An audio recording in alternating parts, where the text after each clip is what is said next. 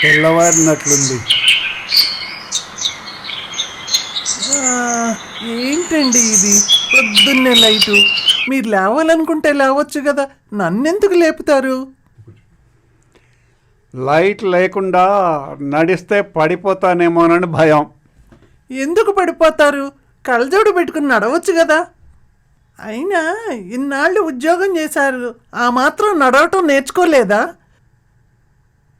అయినా నిద్రపోయే వాళ్ళని లేపటం మహాపాపం.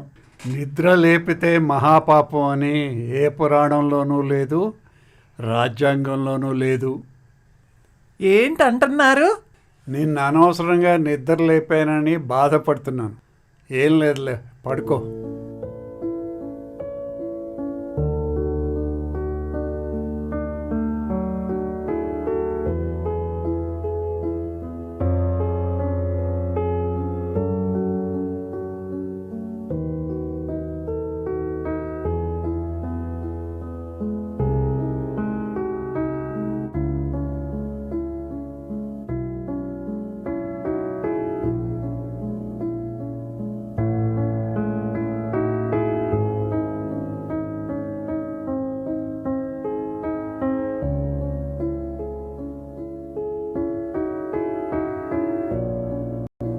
టీ ఏమన్నా ఇస్తావా? నా పని అదేగా.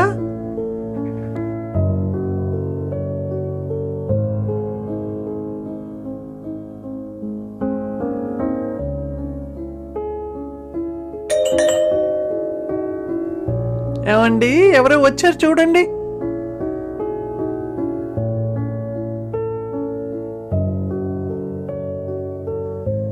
స్వరూప గారు లేరా అండి? వంటింట్లో పనిలో ఉంది. సరేలేండి, మళ్ళీ వస్తాను.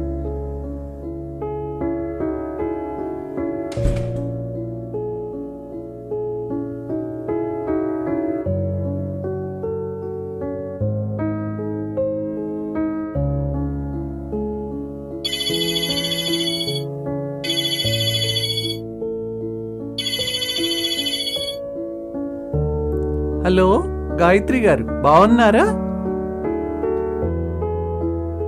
నేను వచ్చేసరికి మీరు వెళ్ళిపోయారేంటి? నేను వచ్చే వరకు మీరు ఉండాల్సింది. అదేలేండి. అదే.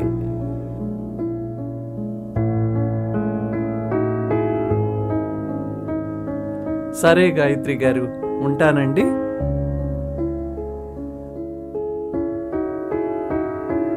విన్నారా? ఊరంతా అనుకుంటున్నారు ఎప్పుడు చూసినా మీరు ఇంట్లోనే ఉంటారని. అయినా ఆవిడొచ్చి పంచదారో ఏదో అరువు తీసుకుని అక్కడ కబుర్లు ఇక్కడ, ఇక్కడ కబుర్లు అక్కడ చూడటం అంతేగా. అయినా అక్కడ విషయాలు ఇక్కడ, ఇక్కడ విషయాలు అక్కడ చెప్తేనే కదా తెలుస్తుంది, ఆ కమ్మదనం తెలుస్తుంది. అయినా మీ మొగాళ్ళకి ఏం తెలుస్తాయి ఇవన్నీ?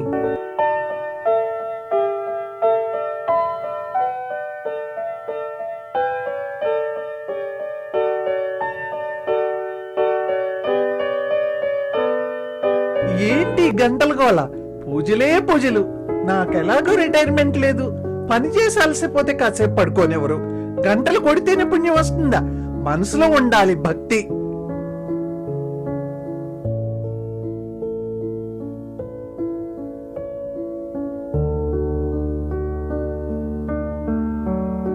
గంట కొట్టే స్వేచ్ఛ కూడా లేదా ప్రభు?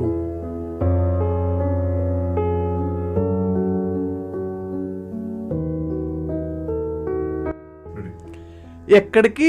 టిప్ టాప్ గా రెడీ అయ్యారు. ఇంట్లో పని పాట లేదు, ఉద్యోగం లేదు, ఉత్తిని తిరిగి రావటమేనా? నువ్వేగా అంది ఎప్పుడూ ఇంట్లో కూర్చుంటున్నారని అన్ని. అప్పుడంటే ఆ పక్కింటి ఆవిడ వస్తుందని చెప్పాను. ఇప్పుడు ఆవిడ వెళ్ళిపోయింది కదా. బయట ఎండగా ఉంది, వద్దులేండి, కూర్చోండి, మజ్జిగ తెస్తాను.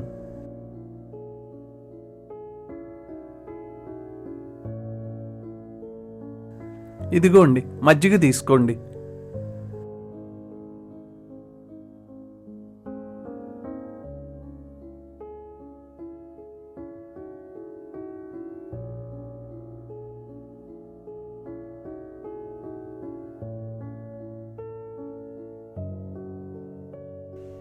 అయితే నేను శర్మ గారి ఇంటికి వెళ్ళొస్తాను.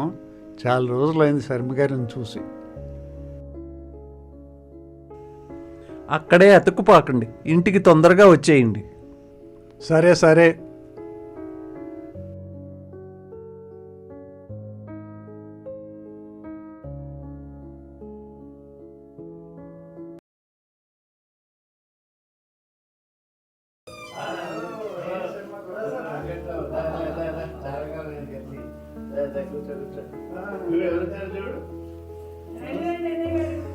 నమస్తే అమ్మా.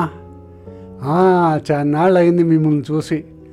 శర్మని మిమ్మల్ని చూసి వెళ్దామని వచ్చాను. రమ్మన్నానమ్మా వదిన గారిని. కాకపోతే ఆవిడకి ఏదో పని తగిలింది అని చేత రాలేకపోయింది. అందుకే నీకోసం వచ్చాను నేను. భలేవాడివే. It is 2-way traffic.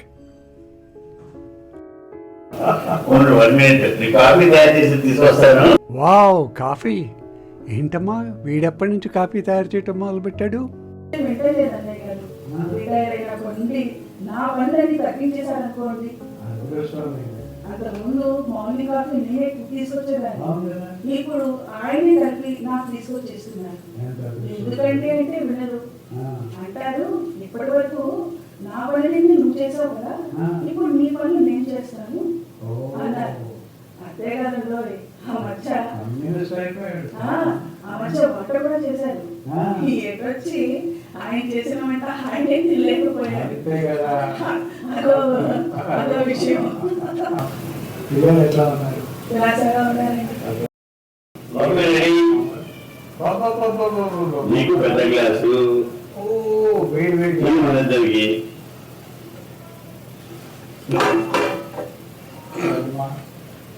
ఆశ్చర్యపోతున్నారబ్బా.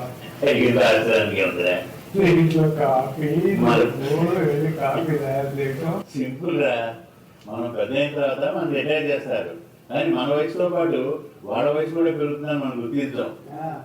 ఈ జీవన గమనంలో మనతో పాటు వాళ్ళు ఎన్నో కష్ట నష్టాలు వచ్చి మనతో పాటు ప్రయాణిస్తున్నారు కదా.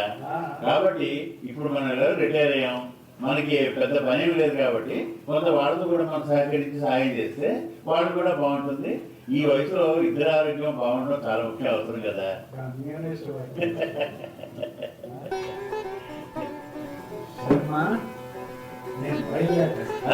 అప్పుడేనా ఉండు కొద్దిసేపు ఫోన్ చేసి వెళ్తామని. కాదమ్మా, నేను శర్మ నేను ఒక ప్రశ్న అడుగుదామని వచ్చాను. ఆ ప్రశ్న అడగకుండానే నాకు సమాధానం దొరికింది కాబట్టి నేను వెళ్ళాను.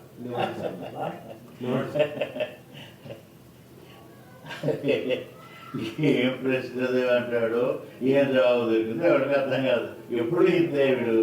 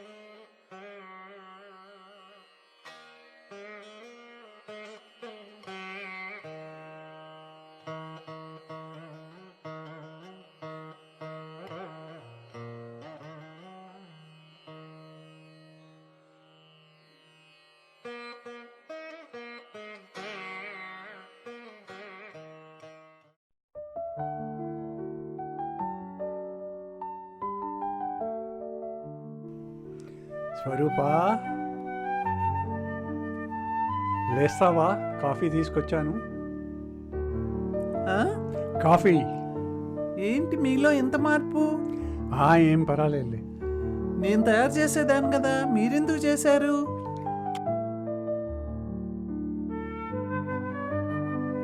ఏంటి కొత్త అలవాటు? నేను తయారు చేసేదాన్ని కదా, మీరెందుకు చేశారు? అయినా కాఫీ బాగుంది. జీవితాంతం మేము కష్టపడిన దానికంటే ఎక్కువ మీరు కష్టపడ్డారు.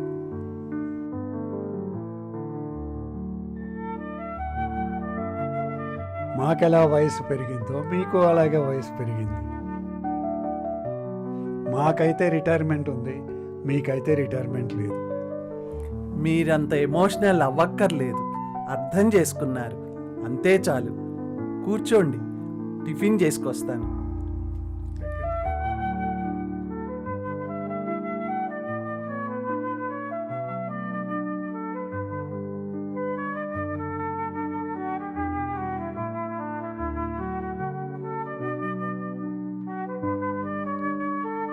భగవంతుడు మనకు ప్రసాదించిన వరాల్లో అత్యంత మధురమైనది భార్యాభర్తల అనుబంధం.